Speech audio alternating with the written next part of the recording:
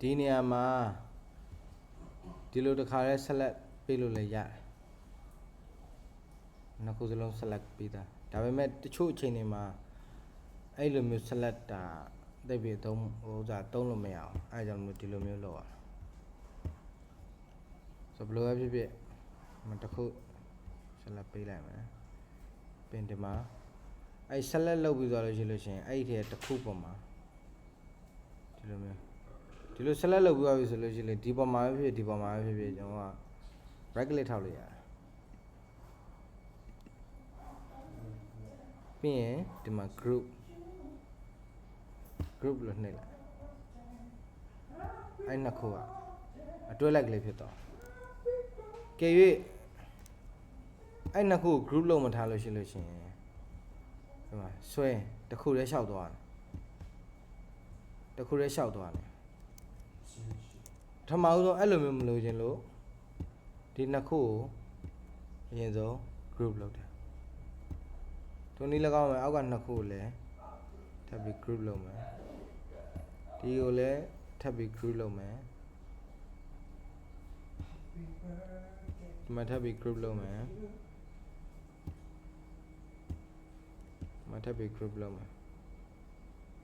okay ဆိုရင်စိတ်ကြိုက်စီလို့ရပြီဘယ်လိုစီမှာလဲဆိုတော့ control ကိုထိပ်ဆုံးမှာဆိုတော့ဒီကောင်ကိုထားလိုက်ဒါဘာလဲတော့မသိ S2 P2 တွေပဲဟာလည်းမသိဘူး T4 ဖြစ်ရမှာ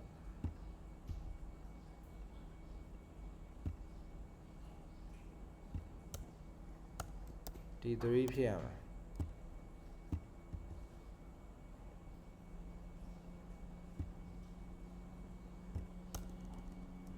T2 ဖြစ်ရမှာ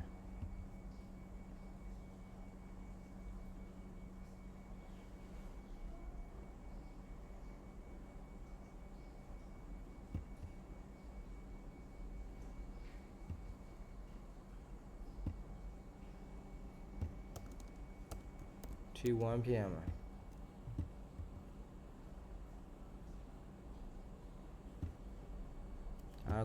control ပဲ select all လောက်တဲ့နေရာမှာပြင်ကျွန်တော်ကဒီကောင်တွေကိုအကုန်လုံး select all ပေးပြီးတော့ group လုပ်မှာဒီမှာဒါ select all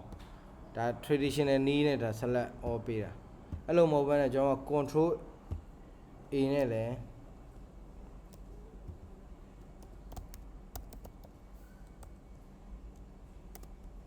select all လုပ်လို့ရတယ်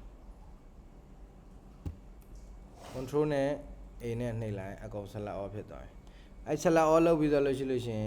အဲ့ဒီတည်းကတစ်ခုခုပေါ်မှာဒီအပြင်မှာသွားထောက်လို့မရအောင်ဒီပေါ်မှာပဲဖြစ်ဖြစ်ဒီပေါ်မှာကြိုက်တဲ့အပေါ်မှာတောက်မှာပဲဖြစ်အလယ်မှာပဲဖြစ် right click ထောက်လိုက်ဒီဘားလေးပေါ်လာလိမ့်မယ်အဲ့မှာ group လုပ်လိုက်အဲ့ဒီကောင်အတွဲလိုက်ကြီးဖြစ်သွားကြိုက်တယ်လို့ရွှေ့အကုန်လုံးအတွဲလိုက်ပါတယ်အဲ့လို group လို့မထားဘူးဆိုလို့ရှိရင်တစ်ခုချင်းစီရွေ့နေဒါ point ပဲဆိုတော့ okay ဒါလေးကိုရင်ညှိလိုက်မယ်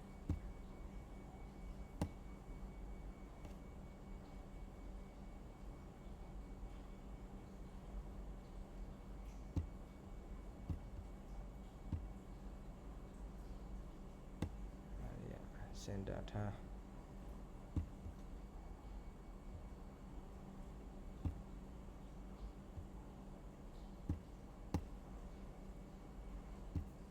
ပြီးရင် select all ပေးလိုက်အကုန်လုံး group လုပ်လိုက် group တစ်ခုဖြစ်သွားပြီအဲ့ဒီ group ဖြစ်သွားတော့မှအဲ့ဒီ group ပေါ်မှာ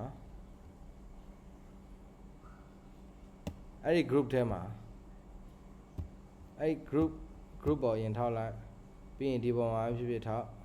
အဲ့လိုမှမဟုတ်ရင်ဒီ down อ่ะဒီမှာထောက်တာပို့ပြီး save ဖြစ်တယ်ဒီပေါ်မှာ right click ထောက်လိုက် save picture okay ဒီမှာ save picture နှိပ်လိုက် file နေတဲ့ကိုသွားမယ်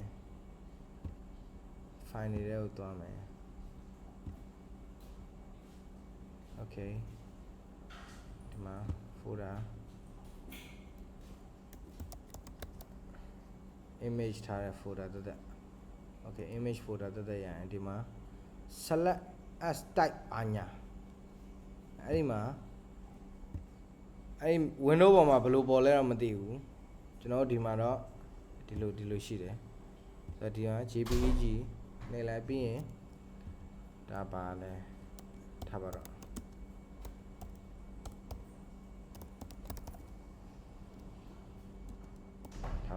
0 hour ပေါ့ဗျာ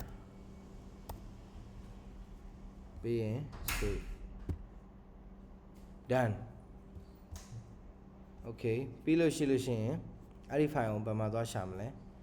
ဒီမှာသူ့ရဲ့ folder ထဲမှာသွားရှာဒီမှာ imagery ရှိတယ်အဲဒီမှာဓာတ်ပုံအဲဒီဓာတ်ပုံရတယ် original quality အတိုင်းပဲလုံးဝမပြောင်းသွားဘူး screenshot ရရင် quality ပြောင်းတယ် quality ကျတယ်ပုံတွေဝါးတယ်ဒီလိုမျိုး save photo နဲ့ JPEG နဲ့ဆေးခြင်းအပြင် size လဲသေးတယ် quality လဲမပြောင်းဘူးဆိုအဲ့ဒီဥစားကိုကျွန်တော်ကအကိုရဲ့အကိုစီကိုပို့ပေးလိုက်မယ်ဒီပုံဒါခုနကကျွန်တော် save ထားတဲ့ပုံဒီမှာ today 8 နာရီခွဲတော့ save ထားတဲ့ဟာကိုစီကိုကျွန်တော်ပို့ပေးလိုက်မယ်ပုံပဲ share ပါဆိုတော့အဲ့ဒါကိုပြောတာဒီမှာ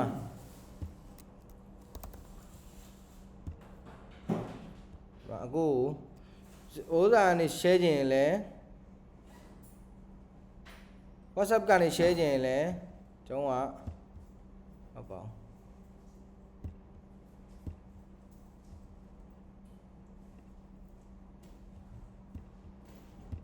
ဒီမှာကျွန်တော် file နဲ့ဟုတ်တယ်မလားဒီမှာ file နဲ့ကနေပြီးတော့သွားပြီးတော့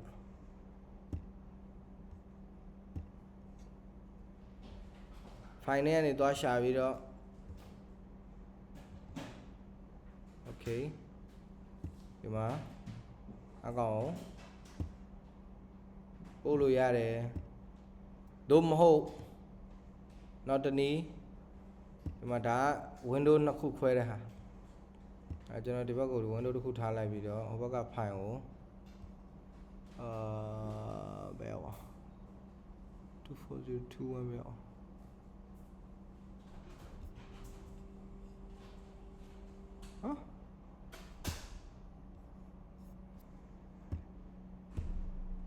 window မှာဆိုဒီလိုလုပ်လို့ရတယ်ဟိုဘက်ဒီဘက်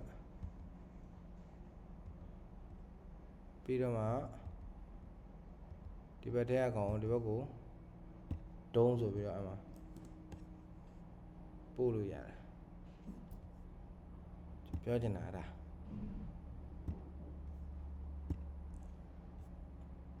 ခုနဒီမှာပုံရပြီโอเคဒီမှာပုံလဲရလဲရရောကိုကဘာလုပ်လဲဆိုတော့ဒီကောင်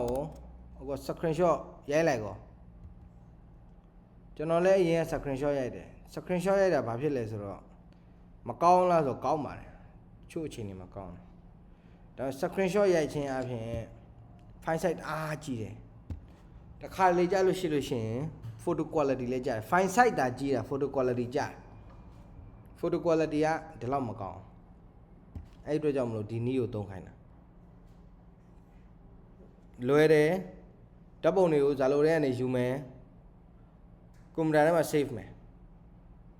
ခုနဇာလိုတွေကနေယူပြီးတော့ကွန်ပျူတာထဲမှာ save တဲ့ဟာဒီမှာ save ခလုတ်ကလေးပါတယ်နှိပ်လိုက်ဒီမှာ file တွေပေါ်လာဘယ် file မှာ save မလဲဒီမှာ2025 project မှာဒါ AG trial ဥစ္စာဖြစ်တဲ့ကြောင့်ကျွန်တော်ဒီထက်မှာတန်းပြီး save လိုက်အောင်မယ်ဒီမှာနာမည်တွေဘာတွေပြောင်းညင်ရသေးတယ်ဘာညာ T1 ဘာညာပြောင်းလို့ရတယ်တော့တခါလေ JPG format နဲ့လာတာချိန်လို့မရဘူးအခုစီမှာချိန်လို့ရမရတော့မသိဘူးဒီမှာတော့ချိန်လို့မရဘူးဒီမှာ save လိုက်မယ်အမှန်တော့ဇာလိုကပုံပြန်ဆင်းရင် photo quality အသိမကောင်းဒါပေမဲ့အဲ့ဒီဘက်မှာတခြား choice မရှိရင်တော့လည်းသုံးပါကိစ္စမရှိဘူးပြောချင်တာကဇာလိုကပုံကိုခုနဟိုတို့ microscope ပုံတွေကိုခုနကျွန်တော်ဒီလို save တယ်လို့မျိုး save မယ် save ပြီးရင်အဲ့ဒီပုံတွေကိုတစ်ဖန်ပြန်ပြီးတော့ PPT တွေကိုထည့်လာကြတော့ copy paste နဲ့တင်ရတယ်ပြောချင်တာရောက်ပါ copy control C control V နဲ့လည်းရတယ်ပြီးရင်ဒီမှာ paste ချပြီးသားခုနအဲ့ဒီပုံတွေကိုခုန microscope ပုံတွေအများကြီးကိုအဲ့မှာလိုက်ပြဥစ္စာဖြစ်တန်းစီရတယ်စီပြီးလို့ရှိရင်ဒီလိုပဲ arrange လုပ်ပြီးလို့ရှိရင် select all ပေးဟုတ်လား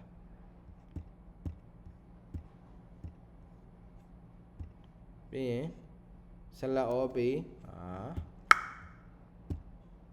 select all ပေးပြီးရင် group လုပ်